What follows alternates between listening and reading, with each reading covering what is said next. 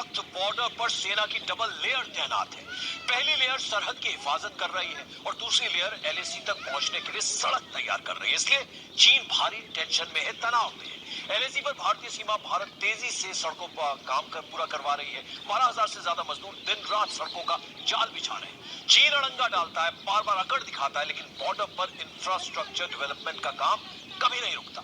इंतजार कीजिए, अगले कुछ महीनों में एलएसी का छोटे से छोटा और बड़े से बड़ा इलाका भी सड़क से जुड़ जाएगा।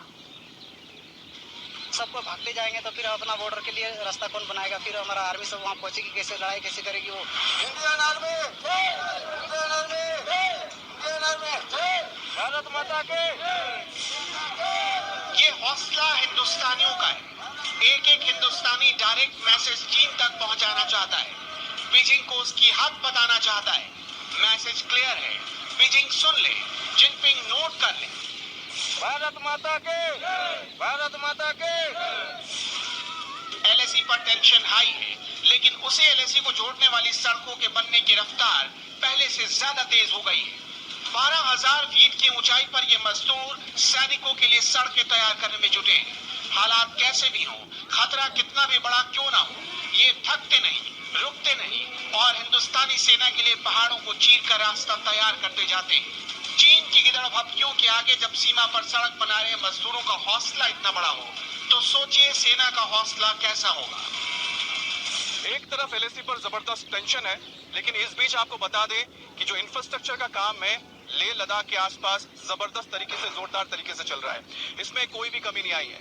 अगर आर्मी और एयरफोर्स ने अपना बिल्डअप तैयार किया है, तो वही आपको बता दें कि जो इंफ्रास्ट्रक्चर का काम है, जो सपोर्ट करता है हमारे आर्मी को, हमारे एयरफोर्स को, वो भी काम यहाँ पर लगातार जारी है। तो साफ है कि बॉर्डर रोड ऑर्गेनाइजेशन जो यहाँ पर लगातार काम किया जा रहा है, उसके चलते एलएसी के आसपास जो सड़कें निर्माण हो रही है, इससे आने वाले वक्त में बहुत फायदा मिलने जा रहा है यहाँ पर सीमावर्ती इलाकों में रहने वाले लोगों को भी और हमारे फोर्सेस को भी।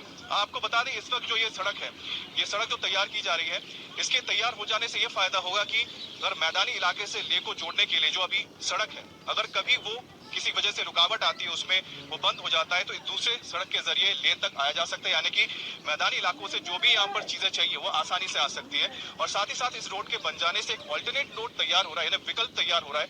और इसके चलते एक और फायदा ये मिलेगा कि जो डिस्टेंस है, यानी लेह से अगर मैदानी इलाके को जोड़ना जो डिस्टेंस है, वो भी बहुत कम हो जाएगा। पहाड़ों में दुबक कर बैठी चाइनीज आर्मी को समझ जाना चाहिए कि उसके लाख रुकावट डालने के बाद भी ये सड़क रुकने वाली नहीं है, क्योंकि हाल के कुछ दिनों में चीन को एलएसी के नजदीक भारत के इंफ्रास्ट्रक्चर डेवलपमेंट से मिर्च लगी हुई है। वो बार बार बॉर्डर के इलाके में भारत के सड़क निर्माण में अड़ंगा डालने की साजिश करता रहा है। लेकिन अब चीन को समझ जाना चाहिए, इसे चीन क्या, किसी भी दुश्मन की कोई तिकड़म नहीं रोक सकती। तमाम हमारे वर्कर्स हैं, ये यहाँ के नहीं है, ये आए हैं झारखंड से। क्योंकि इनसे मेरी बात हुई तो जरा पूछते हैं कि आखिर इतने मुश्किल हालात में क्यों यहाँ पर काम कर रहे हैं। कोरोना की वजह से जबकि देख रहे थे कि मजदूरों का पलायन हुआ था, यहाँ पर देखिए कि कोई पलायन नहीं हुआ। ये लोग लगातार काम किए जा रहे हैं पिछले कई महीनों से। कहीं रास्ता ब्लॉक ना हो, उसके लिए जैसे चाइना बॉर्डर, तो जैसे मेरा आर्मी वहाँ तक पहुँचना जरूरी है। जैसे हालात और परिस्थिति है चाइना और हिंदुस्तान में, तो इसीलिए हम लोग ये कर रहे हैं कि हमारा आर्मी फौज जैसे बॉर्डर तक वहाँ हो सके। हाँ, आपको यहाँ पर डर नहीं लगता कि ये पहाड़, नदी इतने हमें ऊंचे? क्या डर होगी सर, जबकि बॉर्डर में सीना तान के वो खड़ा है हमारा आर्मी साहब सब, तो हम लोग को यहाँ पे क्या डर लगेगा? आप ये बताइए कि आप लोग कितने महीने से यहाँ पर काम कर रहे हैं? काम तो सर हम यहाँ 8 महीने से कर रहे हैं अभी। अगर सर इस तरह सबको भागते जाएंगे तो फिर अपना बॉर्डर के लिए रास्ता कौन बनाएगा? फिर हमारा आर्मी सब वहाँ पहुंचेगी कैसे, लड़ाई कैसे करेगी? वो जो कि चीन वाला सब जैसे कि हमारे इंडिया पर हमला कर रहे हैं, तो वो लोग कैसे मुकाबला कर सकते हैं? तो आपने बहुत बिल्कुल सही कही। और शायद यही वजह है कि देखिए कि यहाँ पर इतनी बड़ी तादाद में झारखंड से हमारे आए हुए सब भाई लोग हैं और ये सब यहाँ पर काम कर रहे हैं बॉर्डर रोड ऑर्गेनाइजेशन के साथ। बॉर्डर रोड ऑर्गेनाइजेशन यानी बीआरओ इस पूरी सड़क को तैयार करवा रही है। ये सभी मजदूर झारखंड के संथाल परगना के दुमका जिले से आते हैं। दुमका झारखंड के मुख्यमंत्री हेमंत सोरेन के विधानसभा का इलाका है। 8 महीने से ये मजदूर इस सड़क का काम पूरा करने में जुटे हुए हैं। इस बीच कोरोना काल आया, लॉकडाउन लगा, लेकिन ये मजदूर जान पर खेलकर हिंदुस्तानी सेना के लिए रास्ता तैयार करते रहे, क्योंकि एक एक दिन बहुत कीमती होता है, एक एक घंटे की बहुत अहमियत होती है। इसलिए हर वक्त बीआरओ यानी बॉर्डर रोड ऑर्गेनाइजेशन ने सड़क बनाने के काम को जारी रखा। कभी भी यहाँ पर ऐसे ब्लॉकेज होती है, हमने आगे देखा कि इसी तरह से जो हमारे ये वर्कर्स भाई बंधु हैं जो बीआरओ के साथ काम करते हैं, ये तुरंत जाते हैं, रास्ता क्लियर कर देते हैं, जिससे कि जो भी आपकी सप्लाई है वो आगे तक जा सके। मैं ये कह सकता हूँ कि वहाँ पर सब वर्दी वाले हैं, आप लोग बिना वर्दी के हमारे सैनिक हैं, और देखिए झंडा अपने सिर पे लगा रखा है और दिल में भी आपके झंडा है। एलएसी पर तैयार 256 किलोमीटर की सड़क चीन को बेचैन कर रही है, तो इसके पीछे वजह भी है। चीन की सीमा तक पहुंचने में अब भारत को हफ्तों या महीनों नहीं लगते। अब चंद घंटों में भारतीय तोपें, भारतीय सेना, सैन्य साजो सामान चीन की सीमा तक पहुंच सकते हैं, जिससे हिंदुस्तान चीन की आंख में आंख डालकर जवाब दे रहा है। यही नहीं, जिस सड़क को लेकर चीन सबसे ज्यादा भड़का है वो सड़क है DSTBO रोड, यानी दबुक शोक दौलत बेग ओल्डी रोड, जिससे भारत की पहुंच सीधे अक्साई चीन तक हो जाती है। चीन से लगती भारत की बाउंड्री 3488 किलोमीटर की है। ये सीमाएं 4 राज्यों अरुणाचल प्रदेश, सिक्किम, उत्तराखंड और हिमाचल और एक केंद्र शासित प्रदेश लद्दाख से लगती है। सरकार ने चीन बॉर्डर से जुड़ी 73 सड़कों को जल्द से जल्द तैयार करने का फैसला लिया है। इन 73 सड़कों में से 61 सड़कें ऐसी हैं जिनके तैयार हो जाने से 3410 किलोमीटर की सीमा तक भारत की सीधी पहुंच हो जाएगी। इनमें से 42 सड़कें 2022 तक बनकर तैयार हो जाएंगी। इनमें से भी 28 तो ऑपरेशनल हो चुके हैं। 33 सड़कों को तैयार करने का काम युद्ध स्तर पर चल रहा है।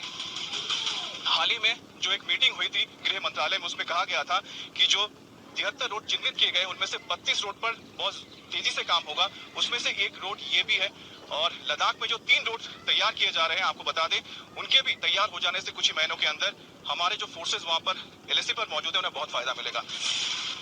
लद्दाख से जुड़ी चीन सीमा तक सड़कों को तैयार करने में किस स्पीड एक्शन से काम हो रहा है, आप इसे ऐसे समझ सकते हैं। बॉर्डर रोड ऑर्गेनाइजेशन ने बिहार झारखंड के मजदूरों के साथ साथ 300 लोकल मजदूरों को भी चुना है। इससे पहले तांगसे गांव के 150 मजदूरों से काम लिया जाने लगा है। पहले इन्हें 17,500 रुपए हर महीने का मेहनताना मिलता था, लेकिन अब इसे बढ़ाकर 20,000 रुपए प्रति महीने कर दिया गया है और उन्हें खाना भी मिलता है। अगर कहीं भी सड़क डैमेज होने की खबर मिली तो फौरन ये मजदूर उस जगह पर पहुंचकर सड़क को दुरुस्त कर देते हैं। झारखंड से 12,000 मजदूरों को चीन सीमा से लगी सड़कों को तैयार करने के लिए भेजा गया है। बॉर्डर रोड ऑर्गेनाइजेशन ने 14 जून को झारखंड से स्पेशल ट्रेन के जरिए 1600 मजदूरों को बुलाया। सिर्फ लद्दाख ही नहीं, उत्तराखंड में भी सड़क बनाने का काम शुरू से चल रहा है। 24 जून को सड़क तैयार करने की खातिर 238 मजदूरों को झारखंड के दुमका से माणा और जोशीमठ पहुंचाया गया।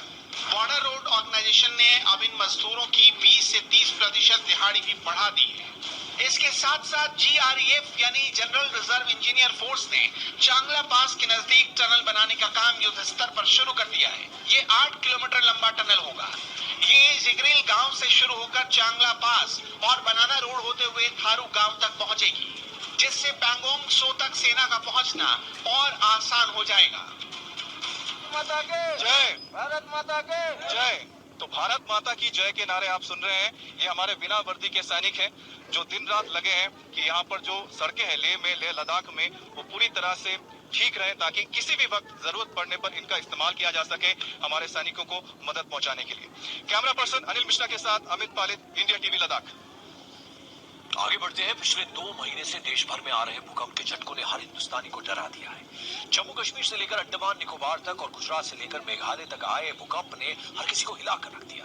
लेकिन इस सब के बीच सबसे ज्यादा खतरा दिल्ली और इसके आसपास के इलाकों को है, क्योंकि पिछले कुछ दिनों में